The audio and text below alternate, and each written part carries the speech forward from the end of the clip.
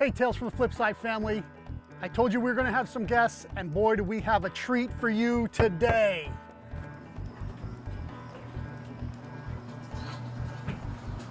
Steve from Cyberspace Comics. Hey, How's man. it going, brother? Welcome to Warehouse, man. Thanks, man. Come on in, check this out, man. It's amazing.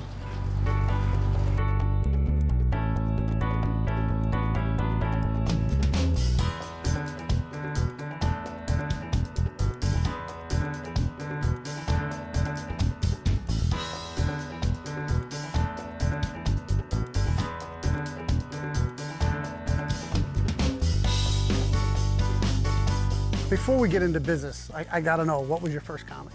There's actually more than one.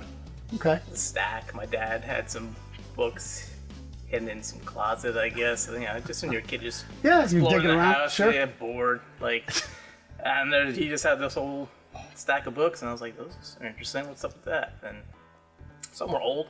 They Yeah. had like a Fantastic Four 8 in there, Ooh. and some were new. Like, not that I knew at the time. I Right. had no idea how comics came Worked. into being. They just magically were in this closet. Genie And- appeared. Yeah, but I've actually brought a couple. This is one of the first ones. All right. Avengers 303. So many cool characters on one cover Cover. fighting a giant. And yeah, as a kid, that seemed really cool. I still think it's really Absolutely. cool. You know, so many bright and colorful characters. And I was like, what's that? Let me check this out. That one, and then this one was probably my favorite for the time. Oop, that's not it. This one. Okay, we got Thor 412 versus the Juggernaut versus the Juggernaut with the with the New Warriors. Warriors. Yeah. And as a kid, that was cool too. You know, you got kid superheroes. that was a big deal. So I was hooked, and to be honest, these grabbed my attention more than Fantastic Four 8. You know, Right. collectors, you know, would have a whole totally different perspective on that, but that was No, if you were a that was reader it. back in the day, which I really feel, man, maybe 85, 95% of people that are in the comic retail business in any form were readers first. I would imagine so, yeah. Or people who wanted to actually get into the industry, writers, and I run into so many guys who are like, oh, I wanted to get my own comic, and they're artists or they were writers, and they just fall into the business because they love it that much. To me, like, it just seems like, why would you do this business if you didn't love it?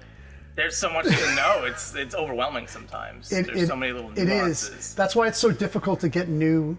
It's how you stumble across it the magical way. It's probably one of the best ways to have people come in, because when they come into a comic store, it is completely overwhelming. Yeah, where do you start? Where do you start? Well, actually, there's good places to start. Then I'll go into that too. Oh, awesome. So after that, I was totally enthralled with these. I read that one, Thor 412, like nightly, I think. And so my dad's like, "Oh, this is cool. Let me bring it down to a comic shop downtown." And there was one right by Never Sink Lumber. Was it Cameron's Comics? Yeah. Yeah. Cameron's Comics. So. My wife went to college with him. Oh yeah, George. Yeah, Oh, that's George. cool. Yeah. So we go in there, and he's like, you know, pick out some books. He starts with the stuff he really liked: Fantastic Four, Thor, and then he's like, oh, there's a number one. We should start that from the beginning.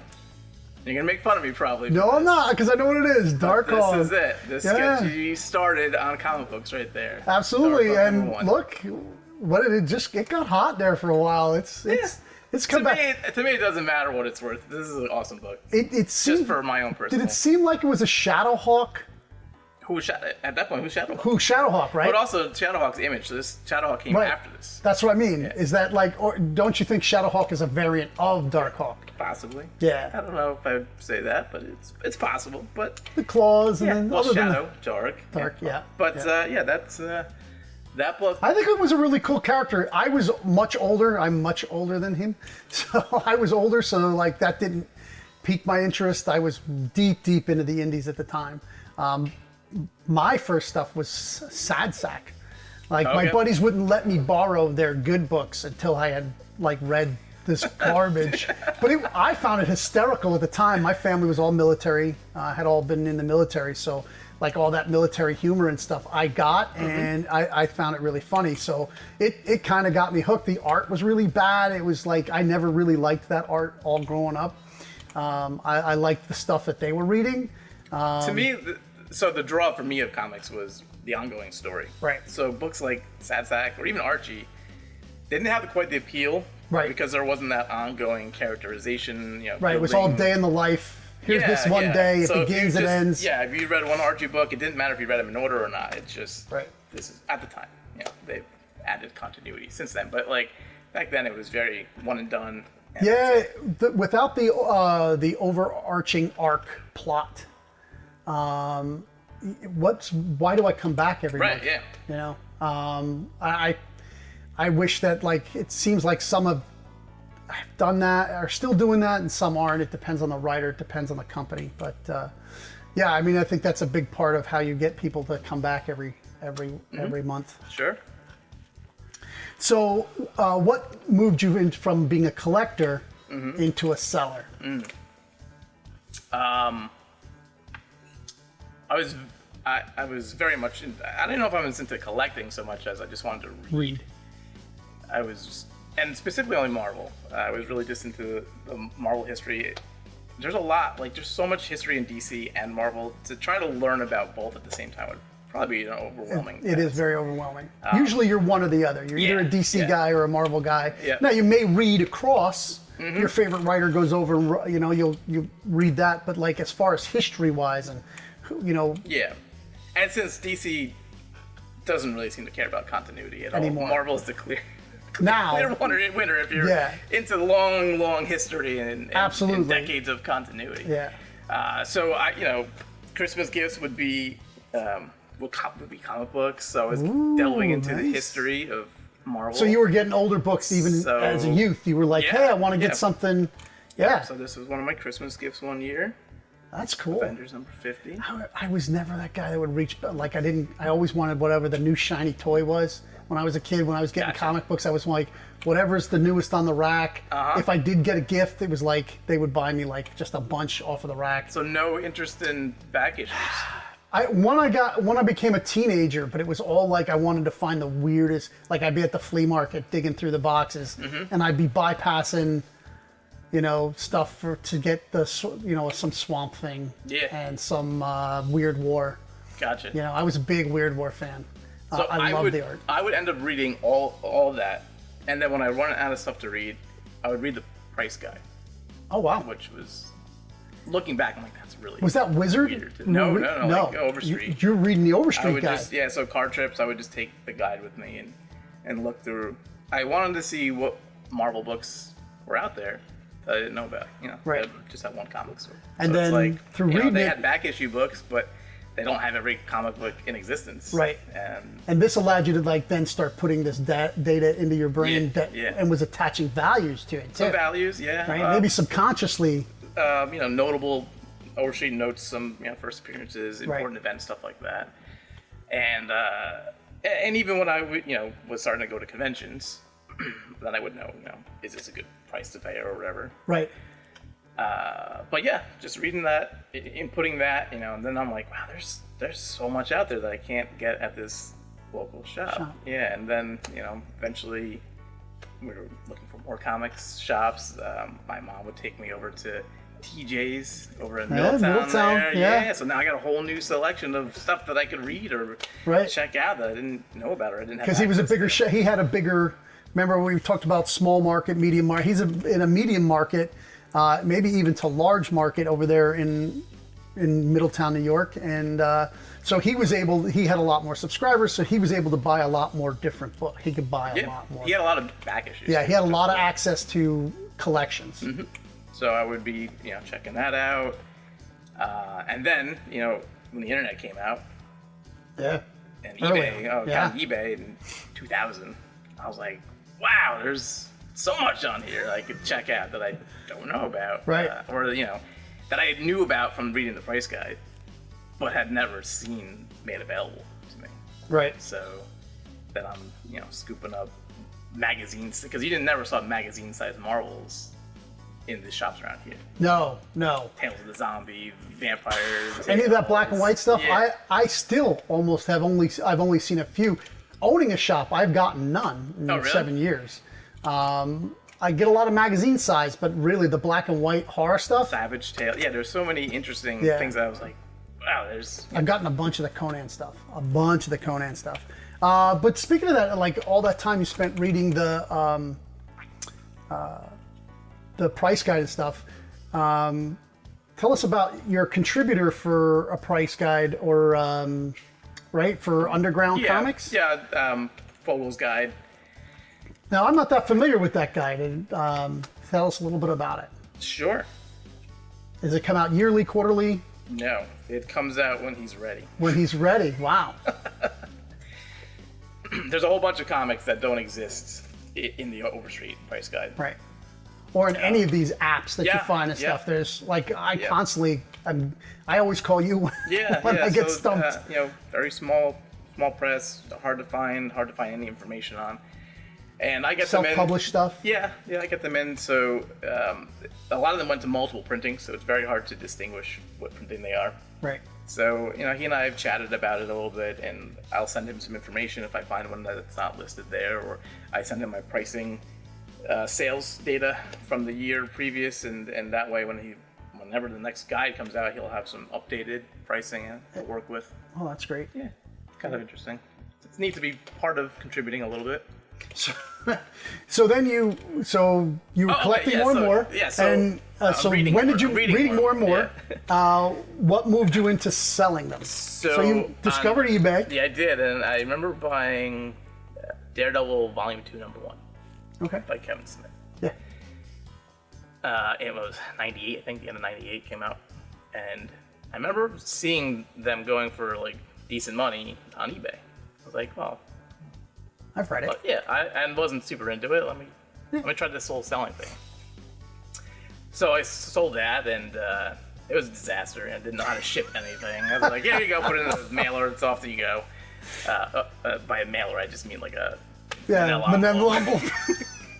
Godspeed, Daredevil number 1. Yeah, but the experience of making something available was fun. Yeah. The experience of maybe this was going to someone who was in my situation where there's only a couple of comic shops locally.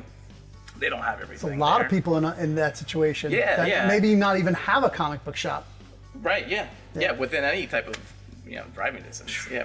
Middle of Montana, So that was Idaho. That was fun. I like to be part of that side of it, and so I took that knowledge and I was going to comic conventions, and the local comic shop at my college was Comics on the Green, and they had awesome. Oh yeah, out there. What is it? Not Scranton, right? Yeah. They had awesome. I think it was Dime Bins. He's still around. Oh sure, yeah. He runs a great shop. Yeah, absolutely. So he had like dime bins, and I think they were dime, but eventually they went to quarter bins.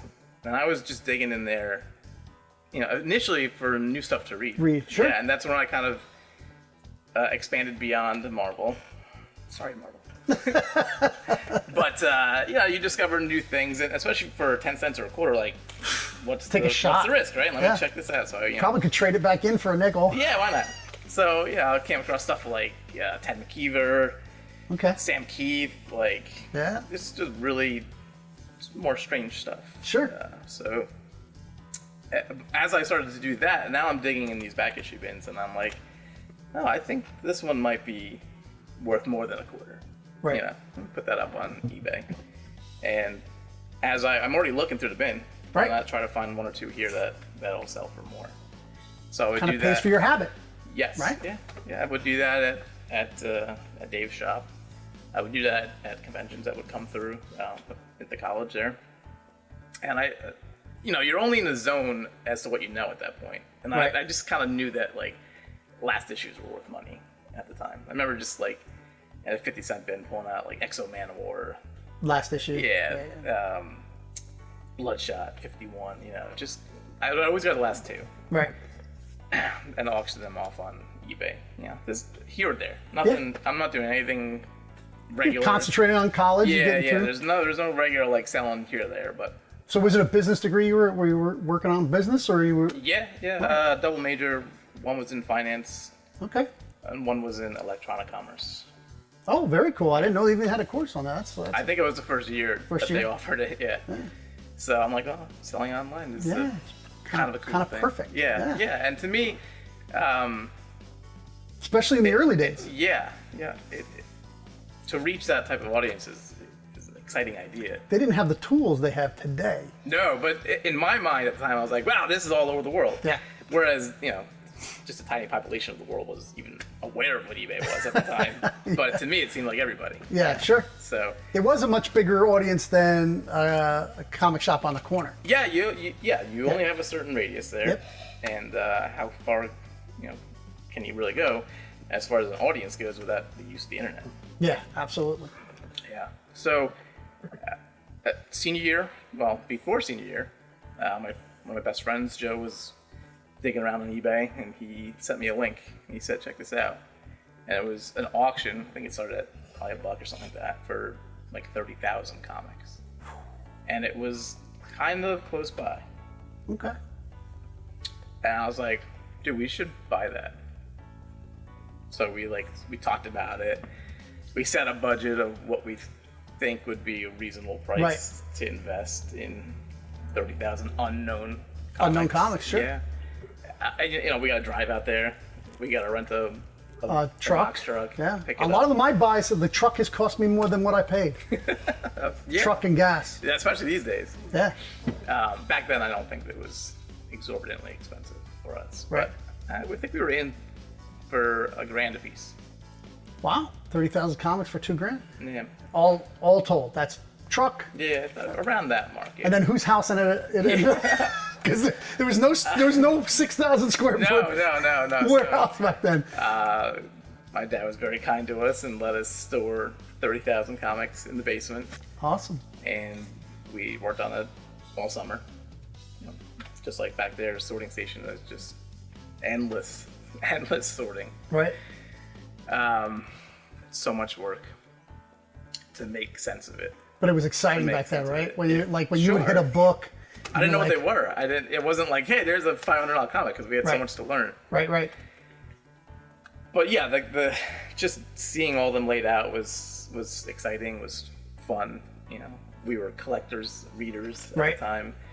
He was doing Sandman, trying to pull out, like you say, it funds your hobby. It funds Absolutely. your interest. And then you can fill out your reading too. Is like if you started something like I read Preacher from issue 3 till it ended. I never got 1 and 2 until I opened a shop, and I finally read 1 and 2, and it did not disappoint. It was a great series. But that's the thing is that I would sometimes find 10 at a flea market or a yard sale that would fill in. I didn't buy it all, even though when I started at number 3. Things come along when you're an adult. You're Yep. working. You don't get down there. The shop closes. You move on to another. I have to move on to another shop. Yep. By the time you get your stuff in, you're like 3 months behind or whatever. So Yeah, I was digging. I was still trying to fill in my storylines. Read all the X-Men and arcs. Spider-Man and Sure. Avengers that I didn't have already. So it was a cool opportunity to get a bunch of back issues at a very reasonable price. unbelievable. But then came the task of, all right, what do we do with the rest of this stuff? So, now, did you start a company? Did you do an No. LLC? No, this is no, just let's get rid of these. Just two Just like dudes you're doing a yard playing on sale, but eBay. the yard sale on eBay. Right? yeah. Book by so book. the deal was, since I knew a little bit more about values Right. from reading the price guide, that I would do the work of selling singles or some runs, stuff like that, and then the bulk would have to be offloaded by him. And the other reason was that we didn't want one person selling. We didn't want one account doing good books and bulk, Right. because we thought at the time that it gave you the impression that, oh, the bulk is just going to be garbage. Garbage. Yeah. So he's doing bulk on his end, I'm doing singles on my end, and we're just, keeping track of spreadsheets of what stuff sold for, and just keep. So you were creating database. Yeah, from the get. I guess, yeah, minimal Minimal one, but yeah. even from the get, you're getting some sales knowledge. Yeah. But actually, the functionality of spreadsheets was pretty important. Then we're delving into formulas and stuff like that Right. to derive. Okay, this sold for this much. What was the selling fee? What was the listing fee? here's my half, here's his half, that type of thing. And that way we could forward each other one way or the other, whatever the other one was owed. So it was a good So way to how keep long track did of it take you to unload 30,000? Well, Not a summer. It didn't. No, it didn't. Yeah, it didn't get to that point. We both lugged back tons of books. Right. Fortunately, Scranton's only 50-minute drive, Right. so we could easily get home on holidays or whatever and replenish from the basement. But we never got to that point. After we graduated, he went out. He opened up a restaurant, and he just didn't have time. Right. Comics is time consuming. Owning any business is time consuming. So Absolutely. for him to be running, he was actually running 2 restaurants at the time. 2 restaurants. Wow. He was running one and building a second one. It's just a lot. So I'm like, do you want me to just buy out so I don't have to, feel like, when you're not selling anything today. So we did that. I bought the remainder, which probably was just a lot of dead stock at that point, I guess. But it was fine. It was. I still had some stuff to piece together, sets and runs and stuff. I just really liked it, and I went to work for the family business at the time. But I just kept coming back to like, I'd get off of work and I would just go right to doing comics. Yeah. It's like, it doesn't seem like work. To anyone else, it would seem like work. It's like, dude, you just got out of work. Like, what are you doing? Like, yeah. Everybody who's lifted a long box knows that it's a lot of work, especially when you're moving maybe 20 long boxes in a day. Yeah. Just going through it. And then you lift those again the next day to go back through them because you thought you saw something in the third box and you can't remember which one's the third one. Yep. Yeah. So at the time, I would only do auctions. I was using Turbo Lister. I would generate a couple thousand listings ready to go. And then I would launch them all on the same day.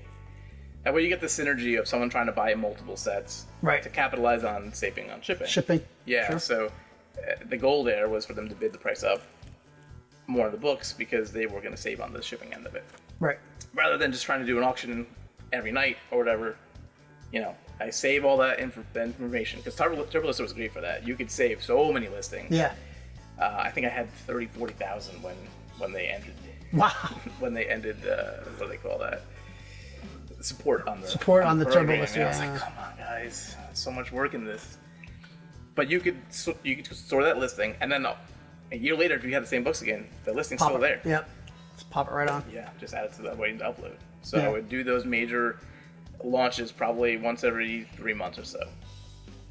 Just thousands of listings go up. Little did I know, auctions is a terrible format to be selling. Because you get beat sometimes. You get destroyed. But again, I didn't, I had nobody that was like, this is how you do it. It's just I wanted to do it. Right. And I'm just going to figure it out. And I'm going to make so many mistakes on the way. And hopefully learn from them all. My dad always says in business, like, if you make a wrong purchase on a truck, that was my college lesson right there. I just paid $500. Too much. Lost $500, but that was my education. That's the wrong price for that truck. Whenever I make a bad purchase, it's always about how can I nickel and dime this out to the absolute. Like when I make a purchase and it's a home run, it's like 10-cent book. Take like I'm not worried about the chafe. Yep. When I make a bad purchase, every single book has to get its top dollar, whatever I can squeeze out of that book. Sure. If it can go in the dollar bin, it goes in the dollar bin. It's not in the 50-cent bin or the quarter bin. So yeah, I feel you there. That's definitely a lesson learned, but then you really have to try to make all of it back because, man. But sometimes you don't. You sometimes don't, right? You have to make it on the next That was his point, is that he was just looking at like, you know what, I lost, I didn't make any money on it. What I made out of it was the education. Yeah. So, it's all how you look at things, I guess. So how long was it before you made the leap from night guy? Yeah. So like 5 years, I was just working there with the family business. And doing that at night? Not building up to 30,000. I had, well, I didn't have any listings. It was just auctions, so there was nothing there to begin with. There was just my name. It wasn't even Cyberspace Comics. But I was like, I don't want to do this job anymore because I'm working until from 5:30 till like 1 in the morning doing this other thing that I really enjoy. Really love, yeah. And I just didn't want to do it anymore. And I was talking to my girlfriend, fiance at the time. I was like, I think I'm just gonna quit and sell comic books. Oh. Which, thankfully, she was very supportive of. She was like, yeah, go do it, because Right. you're gonna be psyched about it. Yeah. Totally into it. I can imagine that conversation going a zillion other ways, though. 100%. Wait, what? Mine didn't go that well. I can imagine. Yeah. It seems like a pipe dream. But I didn't give up my regular gig. Right. So gotcha. which yours Yep. is even a bigger step. Like Yeah. I've got my toe dipped in. I've always bought and sold stuff my whole life. I've always been a hustler. When I left the military, they said, "Good." My plaque said, "Good luck in all your endeavors. Don't sell this plaque." What's that worth on eBay? I don't know, but I got to dig it out, and we'll see. Maybe shine it up.